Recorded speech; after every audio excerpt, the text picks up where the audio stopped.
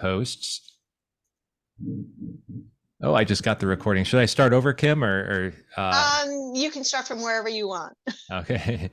Okay, I'm Michael Hawk, and I'm based in San Jose.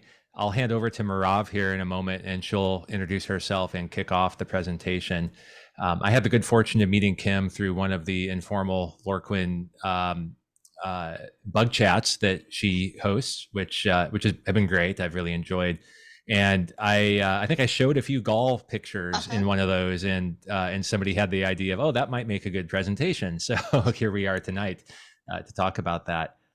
So as Kim said, as Kim started to say, I actually am not an entomologist. I'm not a academic expert in plant galls. I'm just an enthusiast, but I've really fallen in love with them. I think they're super fascinating from a photography standpoint and from a biology standpoint. And I hope that some of that interest we can rub off on the group here tonight. My background is actually in data engineering and product management. I worked at Google for quite a while and decided I wanted to leave tech and focus on environmental conservation. So that's partly why I'm here tonight.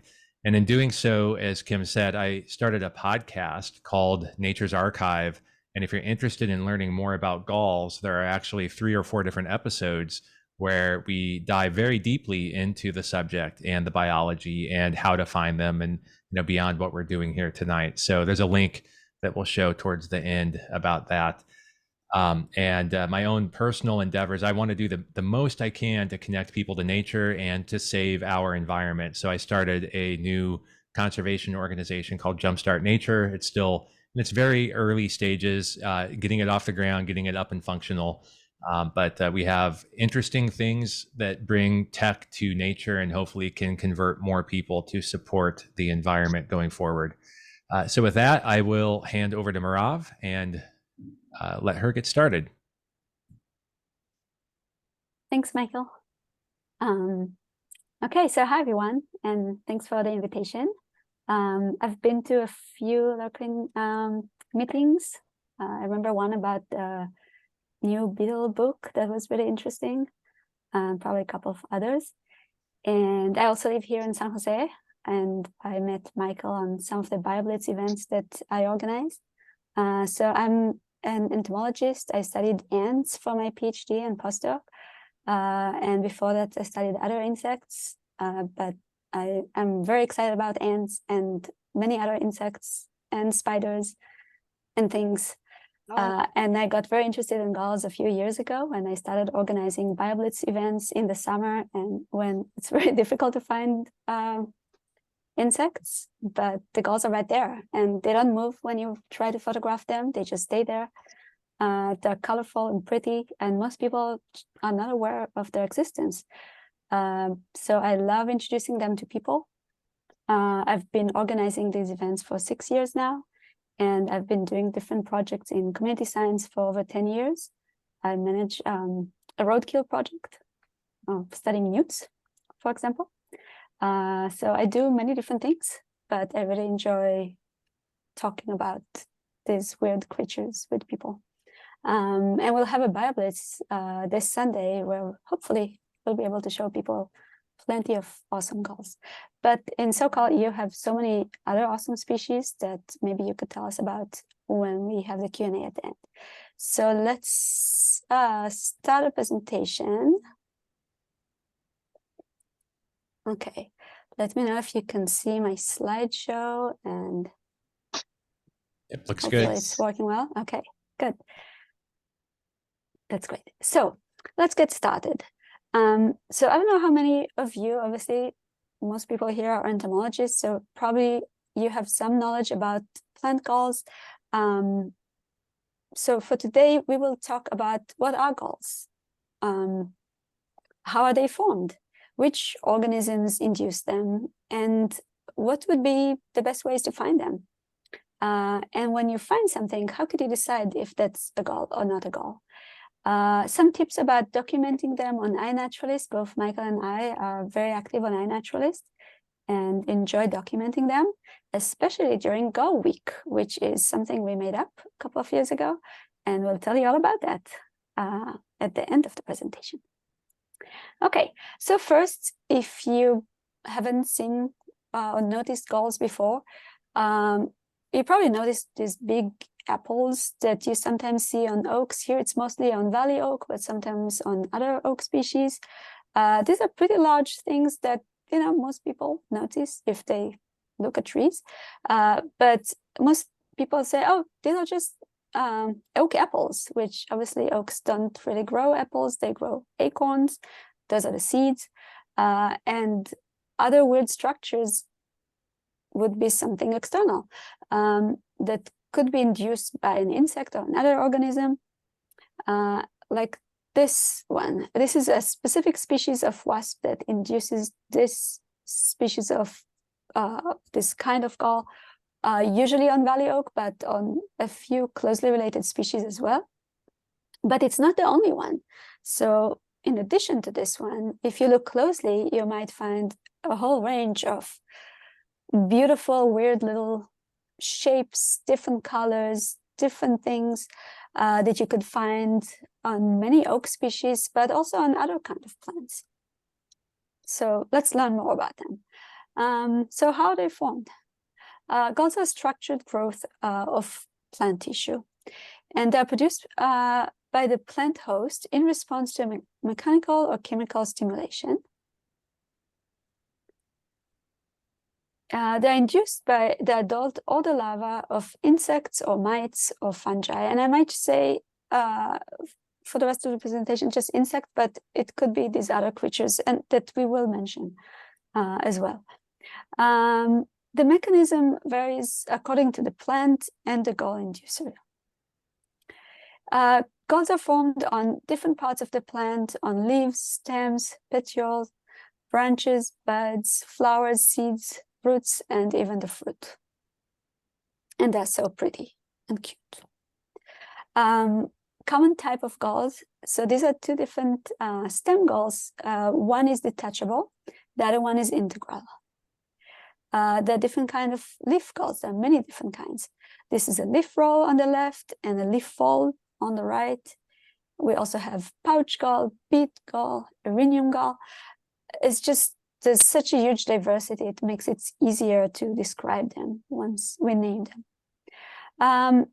I like showing this slide because it shows you the most common plant, or the plant that has the highest number of gall inducers. So on oaks in California or in the Western US, you could find the highest number of gall species, which is incredible. And then the next plant would be willows, and then cottonwood, cresset bush, rabbit brush, sagebrush, coyote brush, and the list goes on. And this is all using this incredible book by Russo from 2021.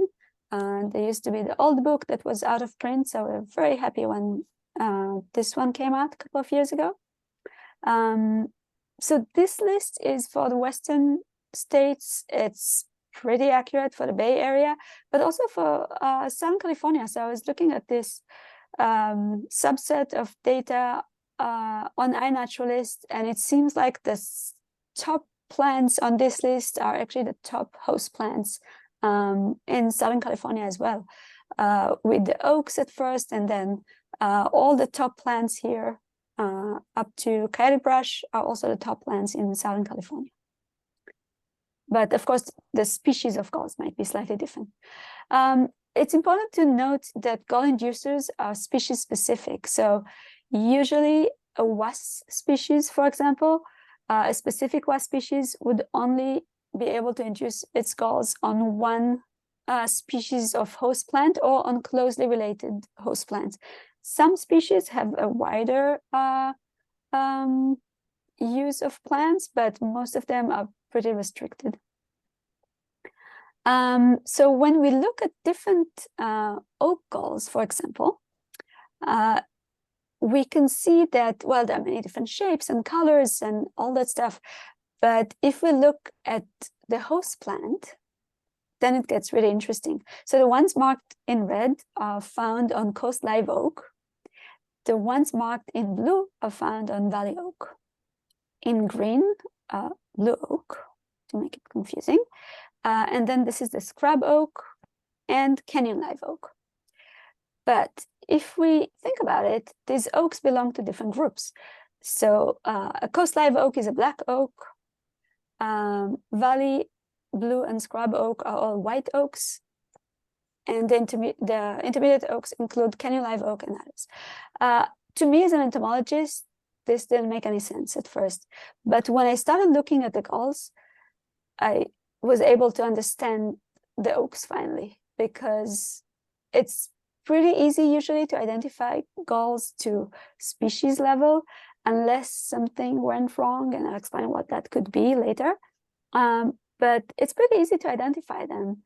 They have these really unique shapes, and they're somewhat easy to ID, at least the common ones. But then if you know the gall, you could identify the host, okay? Or if you know the host, it would make it easier for you to identify the gall. And that's really useful. But also if you want to learn the oak groups, then that's pretty cool, because white oaks, for example, are more likely to share gall species. So valley oak and blue oak, for example, share many of their gall species, not all of them, but many of them. So for me, that was a really good way to learn the plants. For botanists, maybe that would be a good way to learn some insects. When we look at the gall-inducing organisms, we can look at different groups of organisms. So first, fungi, there are 3 different families. Mites, which you probably know are tiny arachnids related to ticks. And then aphids, moths, gall midges, sawflies, gall wasps, beetles, and fruit flies. So beetles and fruit flies, for example, is just a few species or some species that can induce galls. When we look at gall midges and gall wasps, it's the entire family that has some association with galls. And now I'd like to talk about the different groups. So we'll start with the mites, which are obviously tiny arachnids, but the ones that induce galls are even smaller. So in order to see them, you actually need a microscope. And this one, I dissected coast live oak erinium mite, which is a mite called this one. And I was able to find a few mites inside. They're very elongated. They have fewer legs, which I think is fascinating.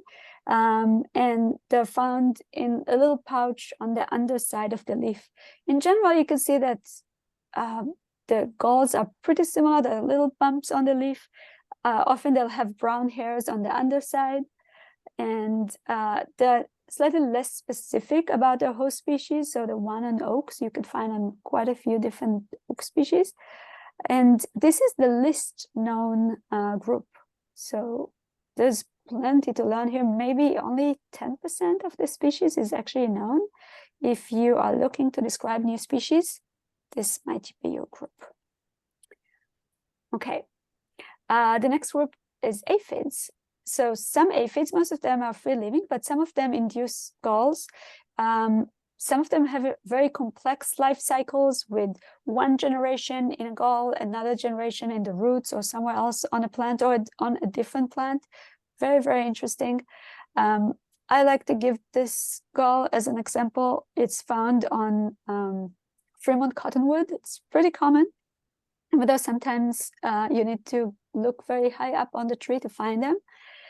This is an interesting gall because at some point a little slit will open in the gall, like you see here in the picture on the left, which will allow some aphids to go out, but also it allows ants to come in and tend those aphids inside. This is the Argentine ant, which is a non-native here, but still loves aphids. And this is a gall that we opened, and you could see tons of little aphids inside. So this is one example. The next group is the moths. So there are 3 different families that have species that can induce galls in them. The most common one, I think, at least here, is the one we see on coyote brush. It's induced by the larva and not by the female or by laying its eggs. They're pretty simple galls, either like this one, or often it will be like a leaf fold or something like, I think this kind of looks like a candy to me, where the caterpillar is in the middle. Our next group is the gall midges, which is a much more diverse group. There are thousands of species worldwide and over 1,100 species in North America alone. Some of these species have individual larval chambers and other are gregarious, which means that you could have more than one larva per gall. The galls here develop after the larva starts feeding. I'll explain why this information is important in a couple of slides. Some of the species induce galls, other species are inquilins or even predators, so have a different way to use galls, which I'll also explain later. But you could see that they look pretty different. So many species on willows, many species on creosote bush, which is common in the desert, in the Mojave Desert. This is the large one that you could see, but there are lots of smaller species. And then another species on coyote brush. But yeah, pretty different from one another. The next group is the sawflies, which are somewhat primitive wasps. Here the gall formation begins with the egg laying, and I'd like to explain now why that is important. So this means that once the female wasp lays its egg, it will start the formation of the gall.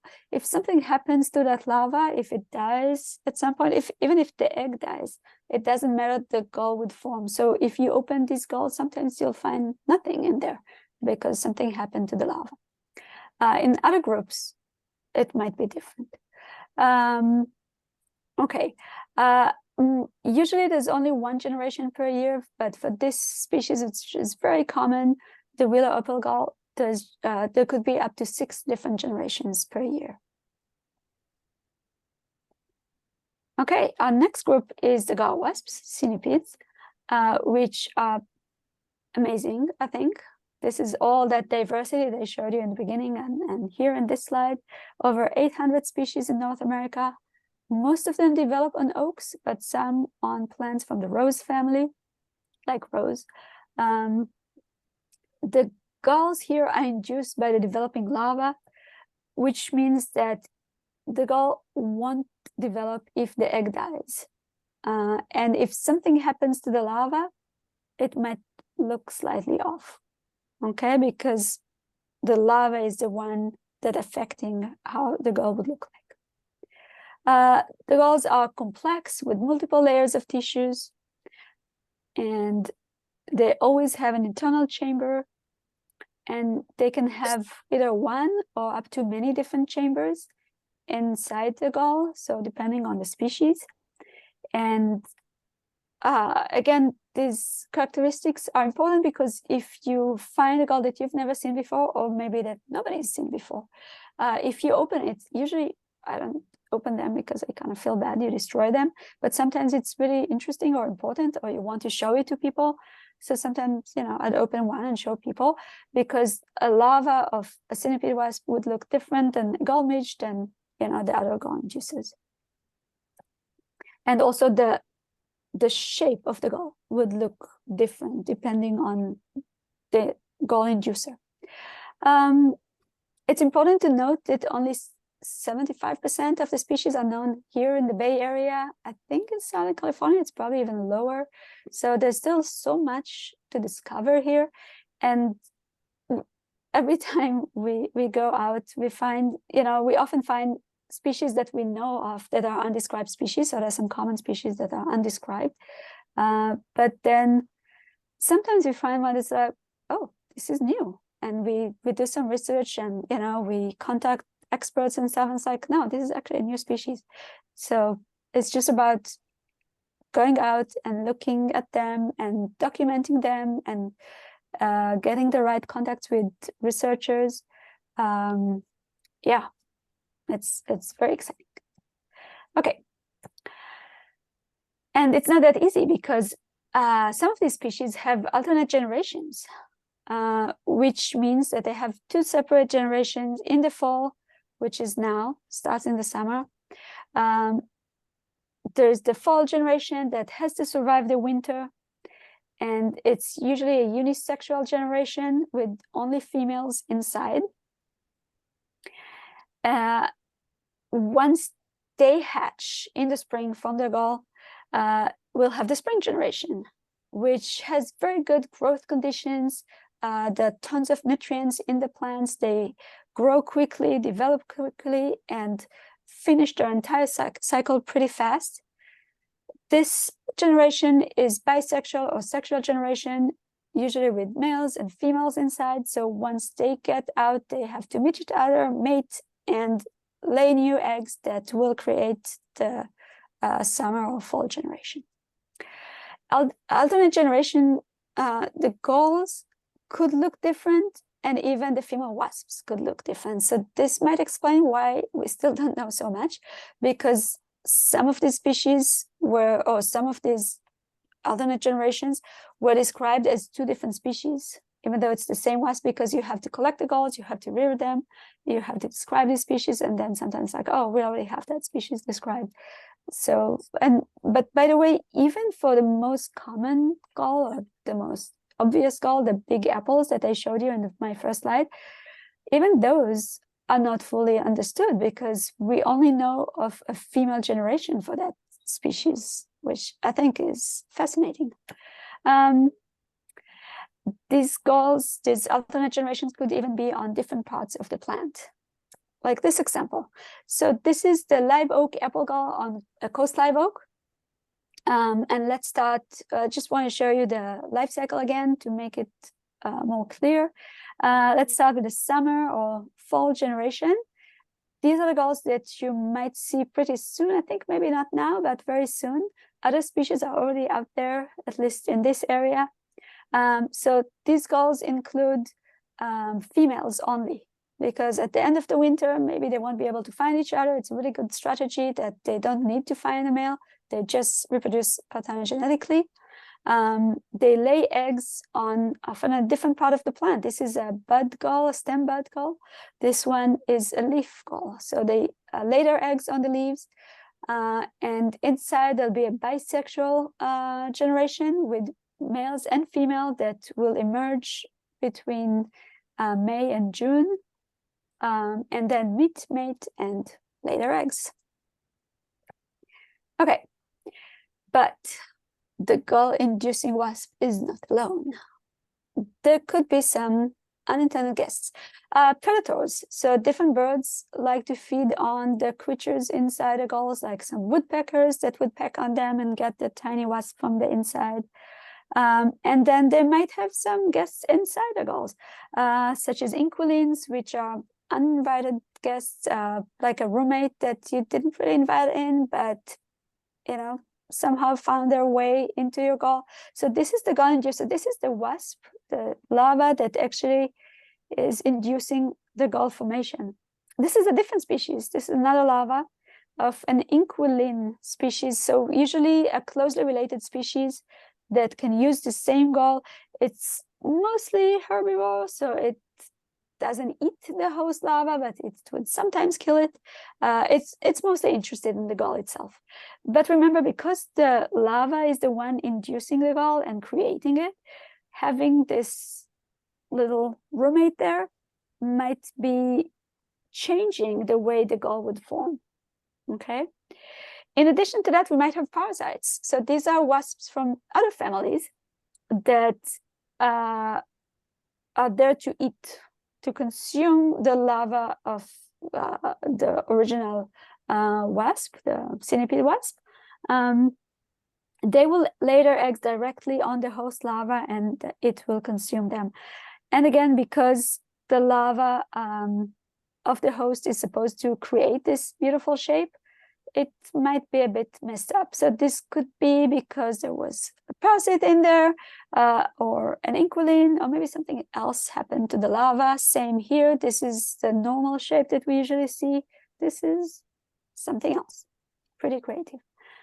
But it's really interesting to go out after the beginning of the gall season, to go and look for galls, look very closely, because these wasps sometimes are so persistent that they would stay there. They would, you know, circle their galls and try to find a way to lay their eggs. Look at the ovipositor of this one. And it's really interesting to watch them and try and document them. They have some defense mechanisms. So one is secreting honeydew. So some galls would actually make the plant not only create a little shelter for them, provide all their foods and all their needs, but also secrete some honeydew, because why not? So they'll secrete some honeydew, which is basically sugar water or plant sap that is very attractive to ants, like these Argentine ants here, but also to yellow jackets and other wasps. And that constant movement around the galls probably reduces the ability of parasitic wasps or inquilins to find these galls and lay their eggs in there. It's pretty amazing. So just a couple of words about Southern California galls.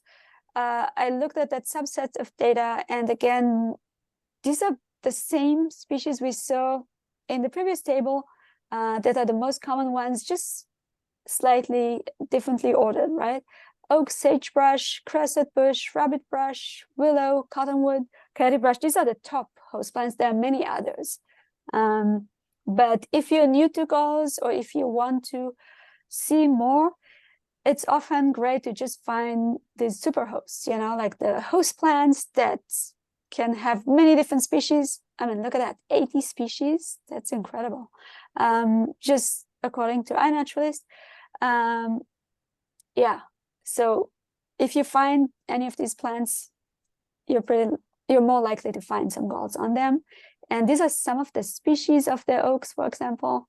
So canyon live oak, which is also a great host plant here, coast live oak, scrub oak, and the list goes on. Okay, and now I'll stop sharing my screen so Michael can take over.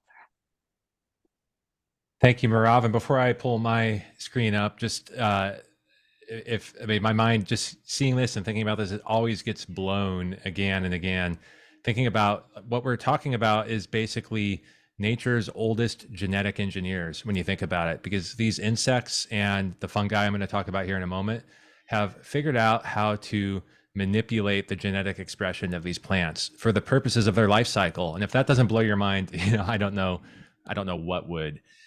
So in fact, if you're familiar with Charlie Eisman, he's a well-known entomologist or ecologist and entomologist, wrote a book about tracks and sign of insects. And he likes to call galls a truce in the evolutionary arms race. It's a situation where the plants and the insects have figured out a way to allow both to coexist in a way, which is kind of cool to think about it that way as well, which I know it's anthropomorphizing a little bit. So let me get my screen up and going here. And if I can get a confirmation that the slide is visible. Okay, I see a thumbs up. So as cool as these wasps and insects are, I'm going to take a step back for just a moment and talk about fungal galls, because you will encounter those if you start looking for galls. And what's interesting to me about this is that there's actually fossil evidence of fungi-induced galls from over 200 million years ago, and that's well before any insect galls show up in the fossil record. So as is often the case, fungi seem to have figured out this strategy first. And as mentioned earlier, there's 3 different families of fungi inducers, and there's some examples shown here. The first is an exobasidium fungi, named because the exo is external, and that's where the spores are produced on the surface of the plant, like is shown in the lower left. Then there's rust fungi, which is the coyote brush rust as an example, and sac fungi, which is these leaf curl galls. And there are actually other types of gall-like structures that fungi produce, like witch's broom and things like that. There's some gray areas here, so technically maybe it's more than 3 families at this point, but that's up for debate. So let's just take a little closer look at coyote brush rust. And despite its name, I want to point out that this can actually occur in other Baccharis species as well, though coyote brush is where I see it most often. And I think it's pretty amazing to look at. So you see the swelling here on the stem, and it's almost like the fungi is bursting out from the inside of the stem. And that begs the question, how? So gall-inducing fungi have similar biology to other parasitic fungi, They need spores to reproduce. They need proper conditions to germinate in the first place. And then they sprout tiny thread-like hyphae that grow into mycelia. And you can see here again, there's this characteristic swelling, and you see spores erupting from the inside. But how do the fungi gain such an integral foothold within this plant? Unlike insects, it's not like they're waiting for just the right time to lay their egg or inject their egg to cause this. So what I always like to say is never underestimate the power of mycelia. They can be quite strong and can actually penetrate the hosts, even healthy ones. Now, there is some documentation that wounded plants or wounds on plants are more susceptible, but like everything, there's some variability in there. So I'm not going to linger too much longer on fungal galls. I just wanted to give this as some context.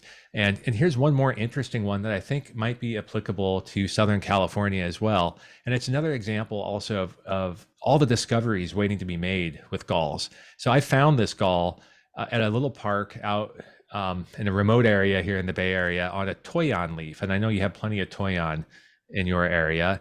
And this one here was about between 1 and 2 centimeters wide. And it's believed to be a gymnosporangium fungi. It's one of those rust fungi. And I love how it looks because you see these little tubes just kind of extruding out of the gall, almost like a Play-Doh fun factory where, you push down on the lever and the Play-Doh kind of comes out. And these are spore tubes. So this is part of its reproductive cycle. And this genus had never been documented on toyon before. And I just stumbled across it one day. And since then, I looked for more, and I found it on another specimen. So I would love to find out that there's more of these in existence. But for right now, we only know it in one little canyon here in the Bay Area. So let's talk a little bit more about finding galls. We've shown these close-up photos of colorful galls, and they're not always that easy to find, though they can be. So let's get into this a little bit more. I could just glibly say, look closely and you'll find galls. And I purposely included pictures with my fingers in here so you can see how small some of these galls are. Some of them are quite large, some of them are quite small. So for me to find galls, the first thing is you kind of have to shift your attentional filter. If you're looking for movement, obviously you're not going to see many galls. But if you're looking for kind of abnormal growths, different colors, if you're changing your focus from the underside of leaves to stems to petioles to the fruit or acorns or whatever the case, and scan the plant in different ways, you're going to be more likely to find some of these. And from technique aside, the general case aside, as we've been talking about, start with the plants. And if the point wasn't clear enough, if you know your plant and you can describe the morphology of the gall, you can very often get to family or genus or maybe even species. So we very often start with the plants. And a really good approach is to use that book that Merav held up earlier, and we have a link later. It's the book by Russo from 2021. It's a field guide to Western galls. And there's also a great website, by the way, called Gall Formers. I think it's gallformers.org, but we do have that link again towards the end. And you can search by host plant and get a summary of the different galls on a given host plant. So, I went one slide too much. These 4 galls shown here are all found on coyote brush. And very often when I encounter any of these hosts that we've been talking about, canyon live oak or coyote brush or creosote, I'm going to scan that plant looking specifically for abnormal things such as this. So again, here's our list. Recall our list. Now we often focus on these top gall plants. These are the plants that insects have been able to co-evolve with best to create galls. But some of the most common galls are not from this list. And the one on the right, you've very likely seen if you've ever looked closely at a manzanita, and it's made by the manzanita leaf gall aphid, creatively named. And it shows up as a swelling, often on the leaf margin, as the picture shows. So don't ignore other plants that you see as well. And you'll kind of start to get used to the common galls that you see in your area.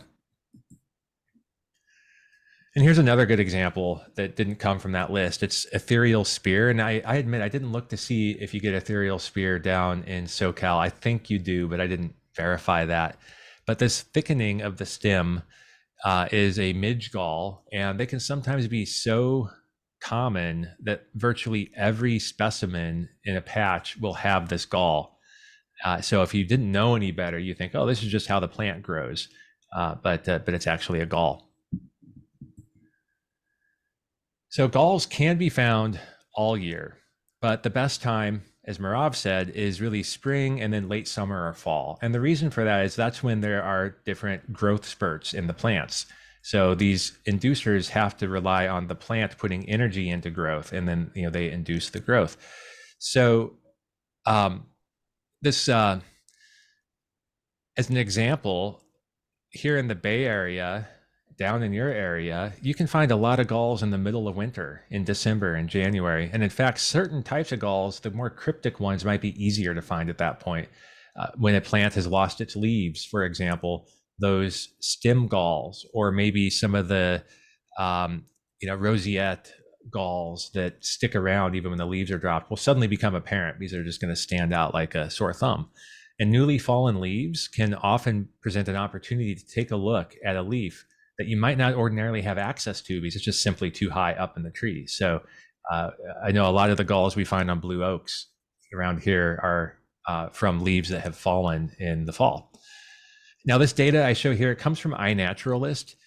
It comes from the Galls of North America project, and you can kind of see those trends. It's not a perfect data set, though, because there are lots of reasons why people might choose to report or not report galls.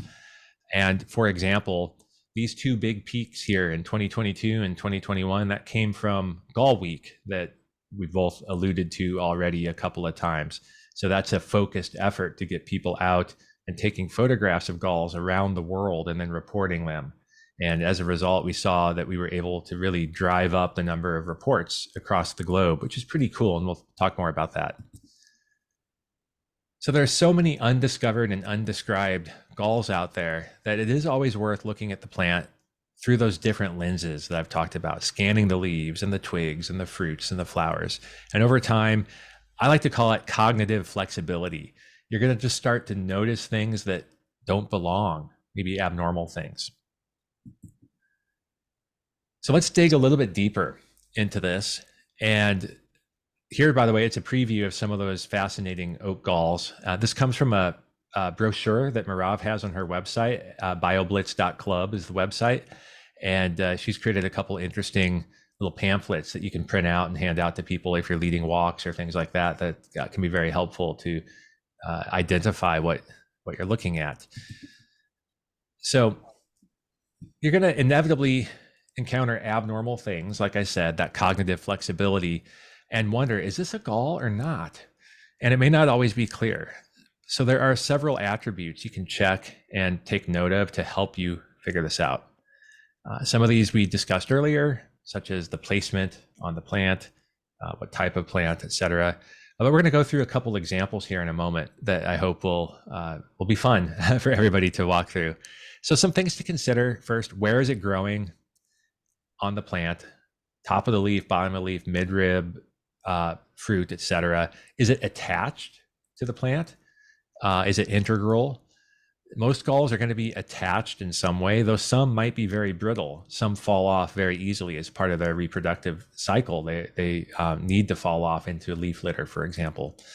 But there would still be some evidence of a point of origin of growth, even if it falls off.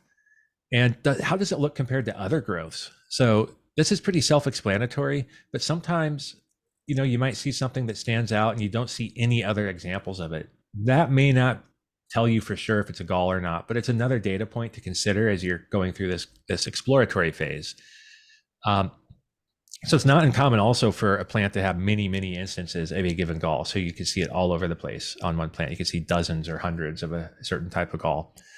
And then try to compare it to other structures on the same plant or on a neighboring plant, which again is not going to tell you for sure if it's a gall or not. I think Merav and I have both encountered cases where there's two trees right next to each other and one is covered in galls and the neighboring one doesn't have any galls at all. So again, just another data point to figure things out. And then can you see an exit hole on it? Remember, there's larvae inside, at least if it's not a fungi gall, but if it's one of these insects. And at some point, they're going to come out.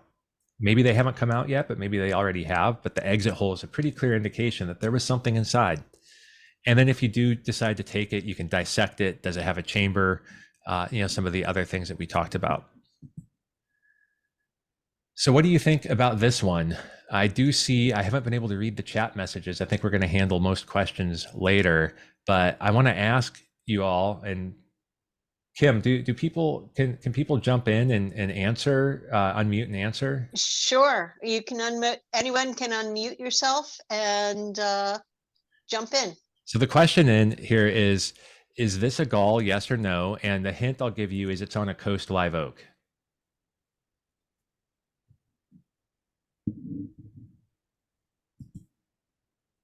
And that's all right. If nobody wants to take a wager, it's actually not a gall. So despite the placement looks a little bit like it could be a gall. It wasn't attached. Now, of course, you can't tell that from the picture. So when I touched it, it fell off. It was also really moist. So as Merav said earlier, most galls do not secrete honeydew, though a few do. The fact it was moist was a little bit suspect because that would be uncommon. And there were no other instances of this on the plant. And it was very likely part of a berry that probably fell off from a tree that was nearby. So I got all excited, like, oh, maybe this is a new gall, but it turned out it's just a berry. So here's another one. The question again is gall or not a gall? It's a twisted leaf. When I touched it, I kind of squeezed it. It felt pretty hard. And the host plant is listed here. So any guesses as to if this is a gall or not?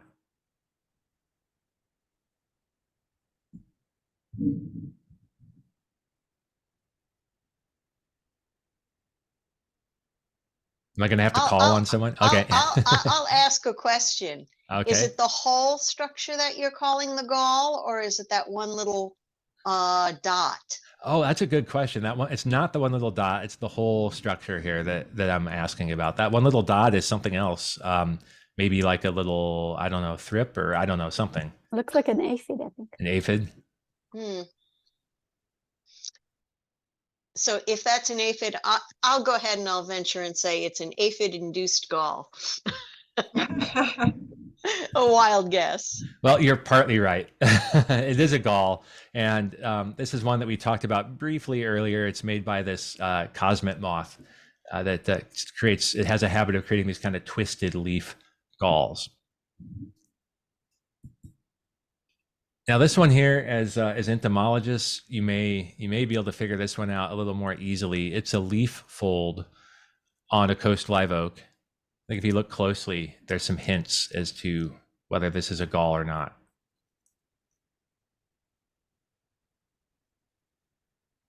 I'll guess it's a caterpillar that has larvae in there because I see some like silk thread. That's a good guess. It's not a gall, and you're right. This is a mechanical leaf fold. So the inducer, or here it's not, I shouldn't even say inducer. The organism that created this fold mechanically pulled the leaf over using some silk, and it actually was a spider. At least there was a spider inside. Whether the spider was the one that used the silk, I don't know. But when I peeked inside, a spider went running away. So,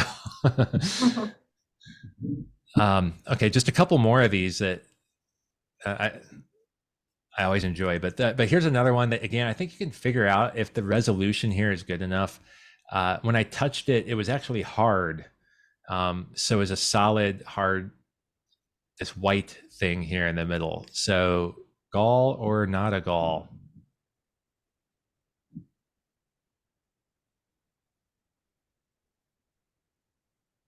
We're all friends. Everybody jump in. I picked some hard ones here, I admit. So it almost looked like a spittlebug until you said it was hard. Well, that was a purposely deceiving hint. So it's not a gall. You're right. It is from a spittle bug, and it apparently desiccated. It just dried out so rapidly that the form stayed, but it was solid. It was solidified. So you can actually see those little bubbles solidified in here, which is really weird. And it did throw me off at first. Yeah, spittlebug is correct. So everybody's favorite invasive non-native tree in California, eucalyptus, one of the eucalyptus species. So this thing here, sometimes galls, when they get older, start to look a little harsh, a little ragged. Spider webs or fungi or other things can start to make them look weird or obscure them. So this was on a eucalyptus, and it was very brittle, very thin, and it easily fell off when touched. And I'm thinking maybe somebody here knows the answer to this one.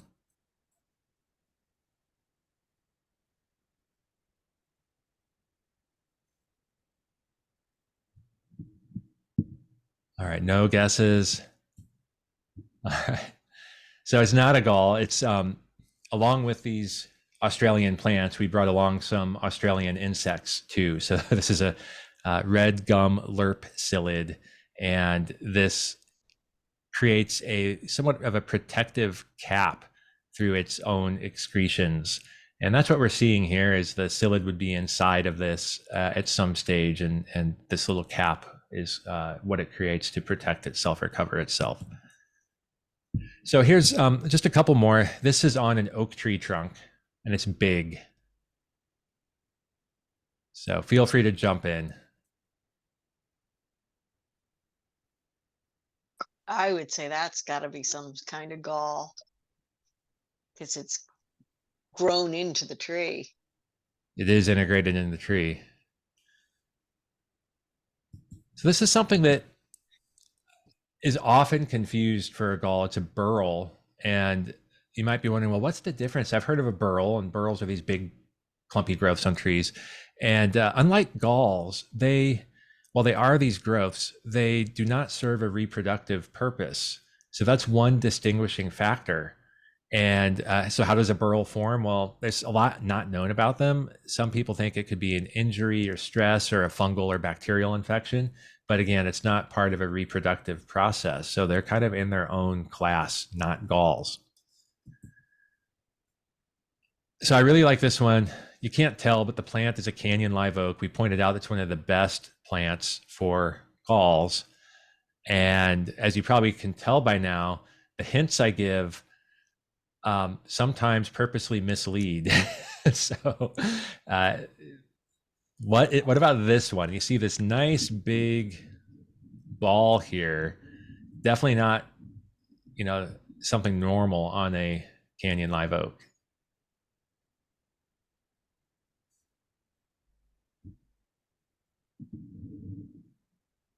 All right, as you're thinking about that, it is one of my favorite insects,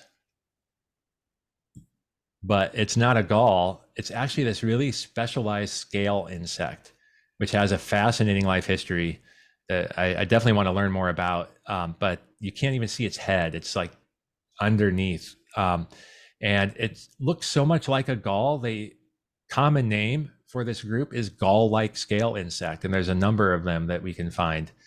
So they're one of the favorite things that I encounter when I'm looking for galls. All right, this is the very last one. I won't torture you with any more of these. So here's a weird looking little structure that was found on a California scrub oak. You can see it's growing out of a bud of some sort, but it doesn't look like a normal thing. It doesn't look like a leaf. It doesn't look like an acorn. It doesn't look like a catkin. That was a big hint. So it's growing out of a bud.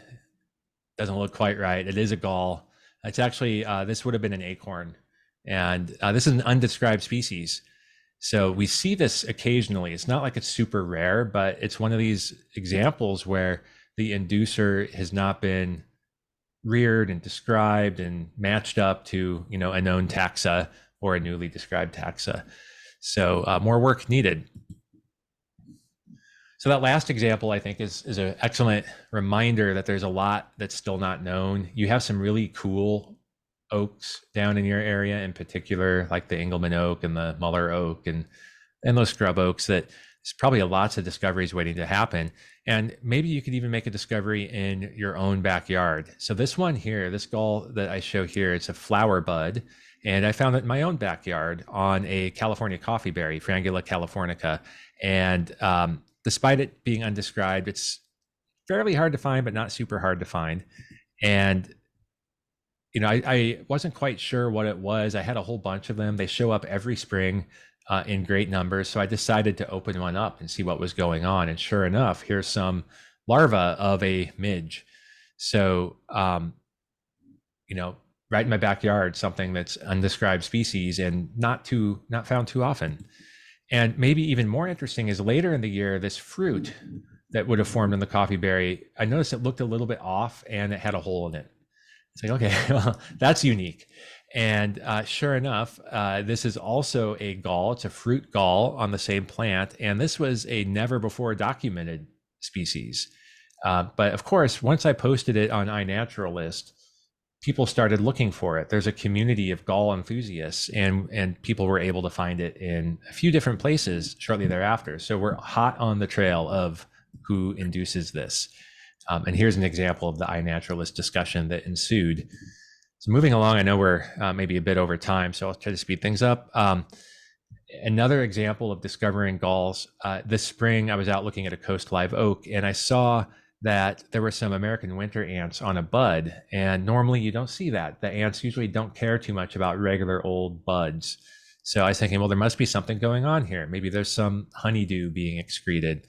And I compared it to other buds. Sure enough, it looked a little bit different. You know, with my hand lens, I could see it looked different. Something was wrong. And I opened one up and there was a wasp larva on the inside.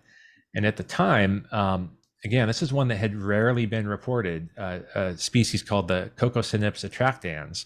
And after reporting it and after getting some of the gall enthusiasts looking, more were found. And in fact, some previous documentation on iNaturalist was determined to be misidentified. So again, small steps to community science here. So just look, I guess that's the moral of the story. Just look when you see something that doesn't look right. Maybe it's an interesting gall-inducing insect. So with that, I'm going to hand it back over to Merav to carry us through to the end.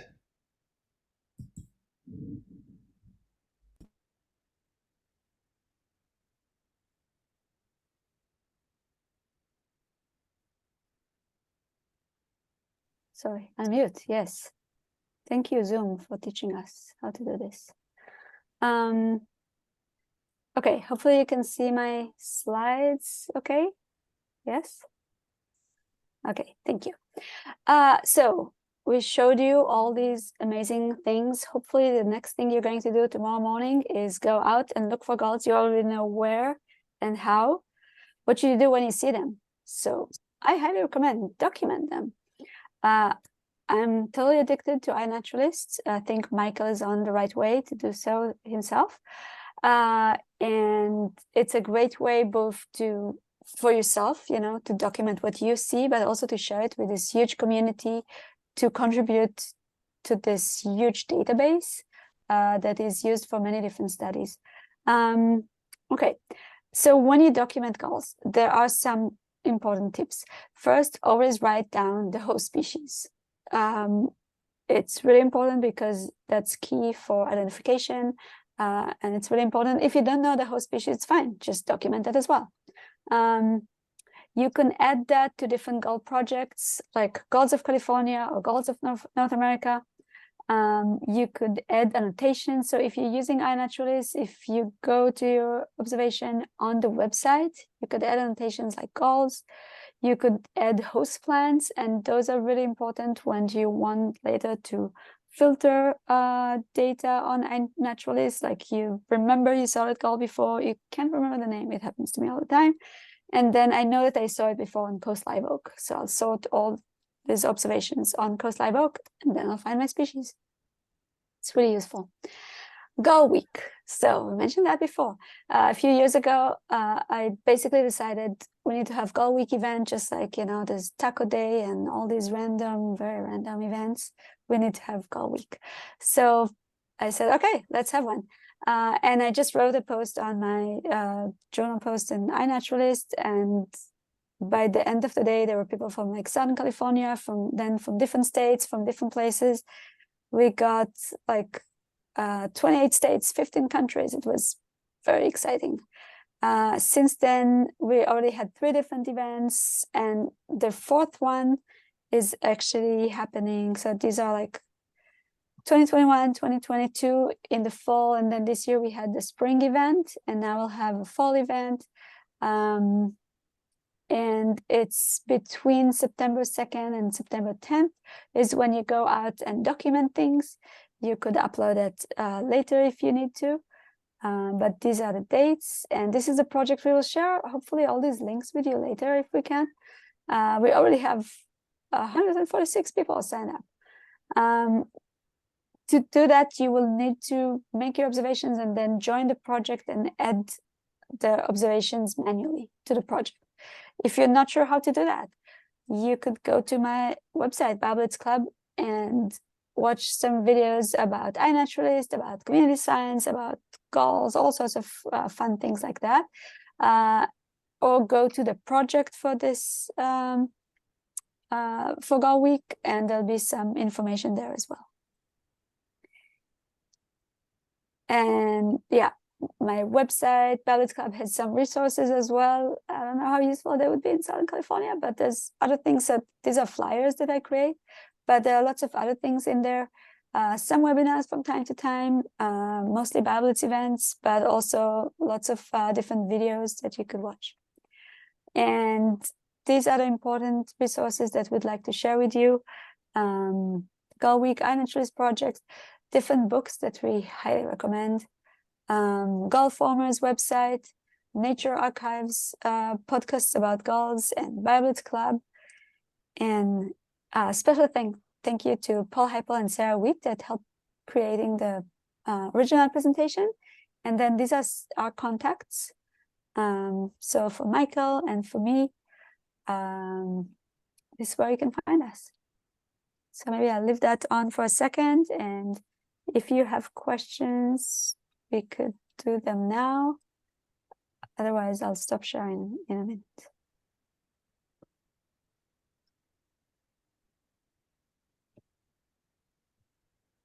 So yeah, let's stop sharing. I do have a question to ask. Sure. Okay, Yes.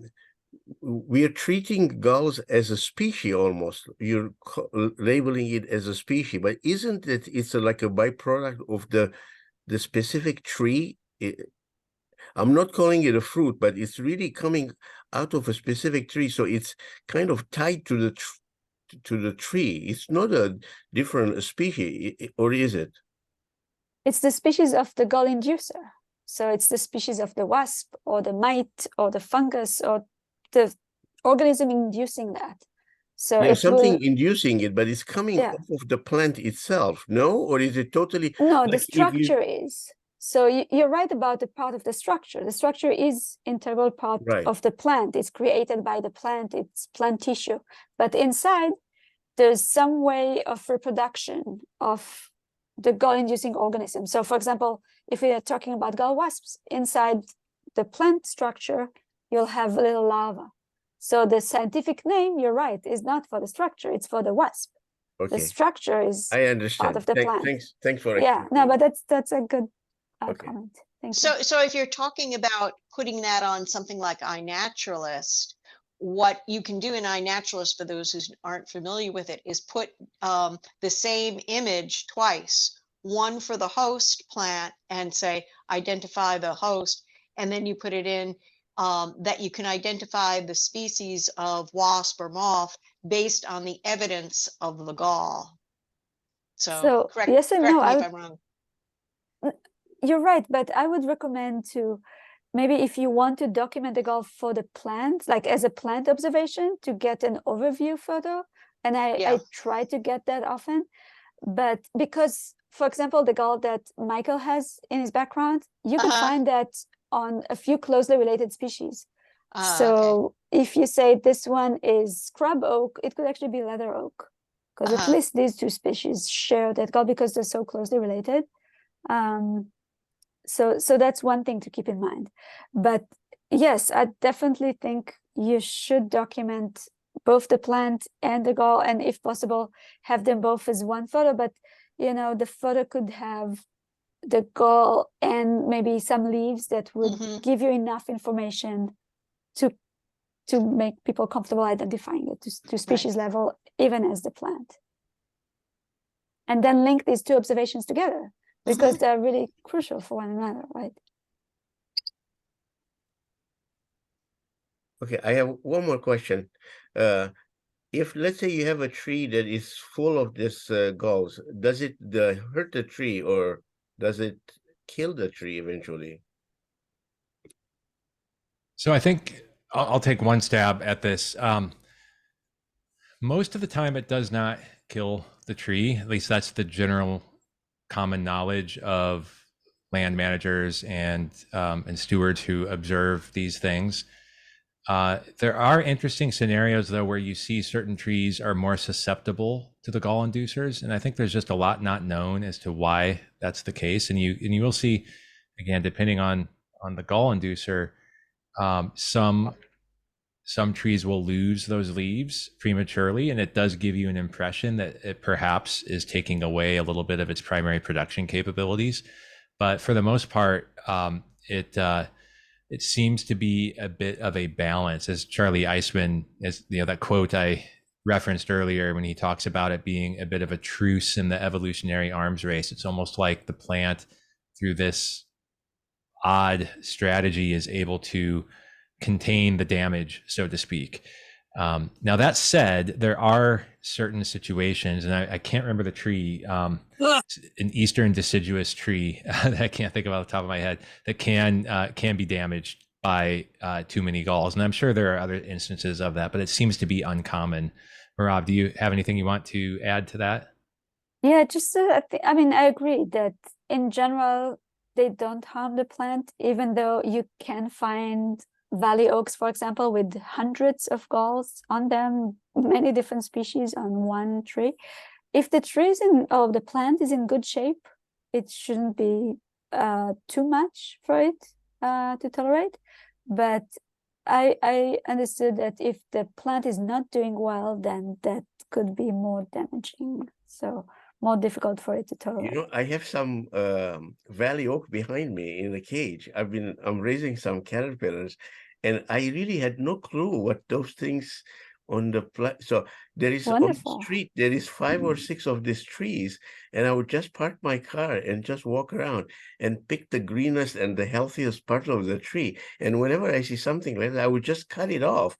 I really had no clue what it was. And I've seen many times willow like that, with that red stuff on it. Yeah. So next time you go to cut, these plants for your caterpillars, check them out and look at all these amazing galls, because valley oaks are just incredible, and you might find different species than what we find here. But I'm just amazed by valley oaks. I think they have beautiful, amazing shapes. And then willows, other than that little apple, like willow apple gall, there are many other species as well, and some of them are really interesting. I noticed it looks like you have some cabinets behind you. Do you have a collection? Yeah, I do have it's butterflies and moths. I raise a lot of things. So the cage is behind me. You can see there's some cages. I have some silk moth in there. I have some butterflies in there. They're busy eating. Wow. So you could start rearing some of these galls. There's a lot of galls that we need someone to try to rear to figure out who's actually inside. So yeah, you might be the right person. I was going to ask about rearing the galls. Does the tree have to continue to be alive to support the with butterflies, that you can take the chrysalis when it's at that point? It doesn't have to be attached to a live a live Yeah, so that's plant. that's the thing. I think it depends on when you remove it. So if they finished feeding and it's just like the chrysalis inside or the pupa inside, then they'll probably be able to hatch. And for many of them, like Michael mentioned, they drop off from the tree as part of their natural life cycle. So I mean, think about all these deciduous oaks, for example. They drop their leaves anyway in the fall. So it's part of the gall cycle to drop down to the ground with the leaf. And by the way, have you heard about the jumping galls? We didn't mention them today, but those are pretty amazing. So that's something I'd recommend watching. There's a beautiful deep look video by KQED about the jumping galls. So these galls are found on valley oaks and other closely related species. And when they drop from the tree, they jump. And around Sacramento, supposedly there are like hundreds of them at the same time. You can see them jumping on the sidewalk, for example, when they're trying to hide themselves in the ground, I guess.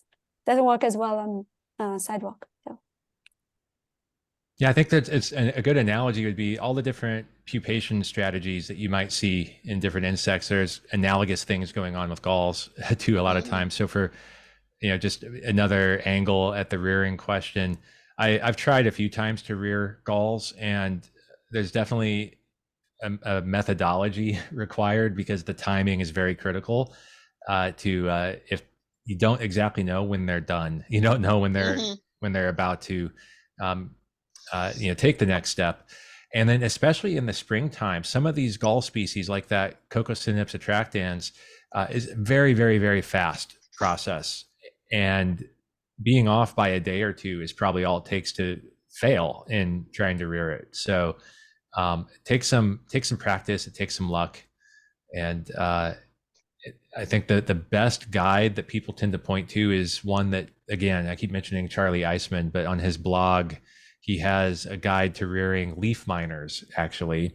And the same principles pretty much apply to galls. So I can find that link and share it.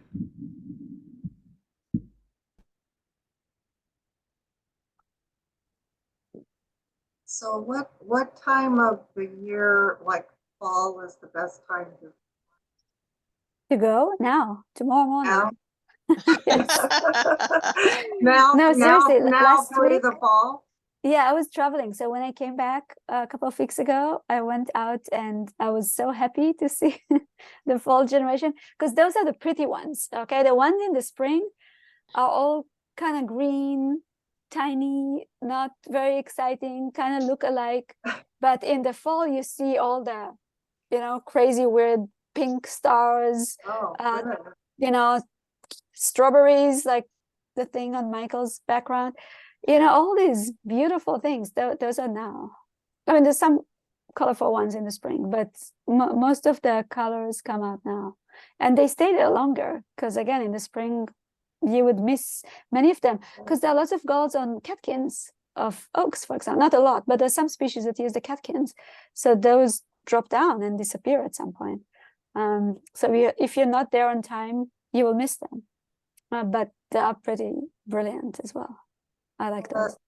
The thing that got me interested in galls is I'm a native plant enthusiast, and I hike, and I'm always looking at plants. So over the past year, I really started looking at this gall thing, and I found a number of different galls, and I find that really fascinating because I like the plants, and that's like part of the plant, the galls.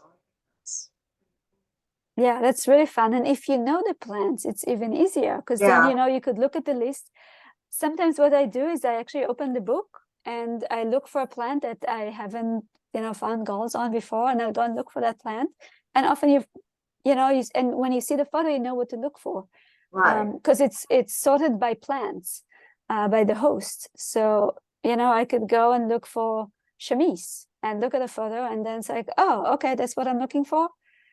If I didn't see the photo, I'd never know what to look for, because it's very, very tiny. I mean, think about chamise leaves. But then, I opened the book, I looked at the photo, and I found it for the first time. And now I learned a new species. So next time I go out, I look for chamise. And Oh, yeah. then, you know, it's a difficult one, but anyway, in general. And sometimes it's a fun exercise to look at a plant that you've never seen before, you know nothing about, and you see some weird structures, and just like Michael demonstrated, is it a gall? Is it not a gall? It's a really fun exercise to do. Do the wasps or the other insects that create the gall, do they provide any benefit either to the plant, or how else do they provide a benefit within the environment aside from just reproducing? My default answer is it's part of the broader food web and part of the broader web of biodiversity that supports so many different things. So Merav talked about inquilins and parasites and predators all connecting to these galls. And then of course the ants can be supported by the galls as well. I don't know of anything where, like, for example, dispersal is aided by galls, or anything like that. But yeah, that's sort of my default. It's part of this, foundational stitching of the food web. When I'm out on BioBlitzes, by the way, I love to find galls and show them to people, because I find that people's insect knowledge is generally pretty low, and despite that, they usually know about monarchs and milkweeds, usually, not always. And I can say, hey, you know about how monarch caterpillars require milkweeds?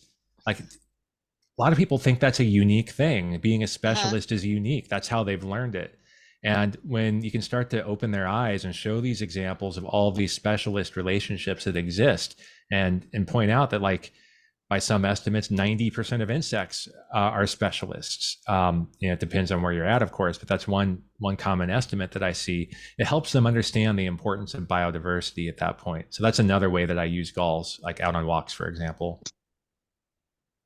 And I wanted to add to your question that it's sometimes interesting to see how much they actually interact with other species. So one gall species, and again, we don't know much about them, right? Even those valley oak apples, so the big apples that I showed you before, the California gall wasp. So there's one species that induces those apples, right? This is the one that makes them happen. But then there are up to 15 different species of insects that would use it afterwards. So some of them are inquilins, some of them are parasites. But you could find earwigs that would use that. The original inducer would finish its cycle and leave at some point, and you'll see the exit holes. But if you look at all apples like that, or galls, then you often see different sizes of exit holes, which means that different organisms exit. There is no sound coming through these. Oops. No sound coming through there. I'll put them on mute. Thank you. Ivan, I'm putting you on mute. Okay, go ahead. Yeah, so up to 15 different species can use these apples, because they will stay on the tree often for a few years, and maybe even after they drop to the ground. It's still a pretty good habitat for different things. So yeah, and that's incredible. That's just one species. That's great.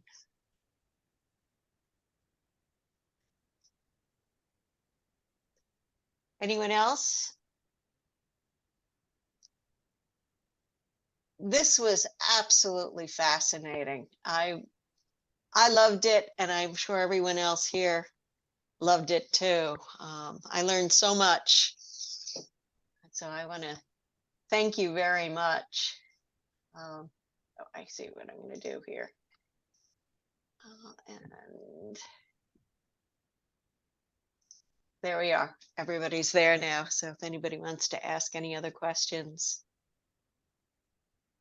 So Kim, should we just send you the links to those resources, like the Gall Week project and the books and so forth, so you can share them, or what's the best next step for that? That would be great if you could. You have Blaine's thing, so it's really to him. He communicates with the group, Okay. but certainly copy me, because I will use them for my own benefit to add them to my own group. But he will then send it out to everyone, and I will also send him the link for the recording. And this is recorded, so the recording will be out there certainly until we have our next speaker, and maybe beyond that, depending on the generosity of Zoom to my personal account, that how long they'll store videos out there for me. Sounds good. Thank you for the support, and thanks for the opportunity to talk about galls. I'm happy to answer questions offline too, via email or whatever, and I'm sure Merav is as well. So Yes. check out those oak leaves.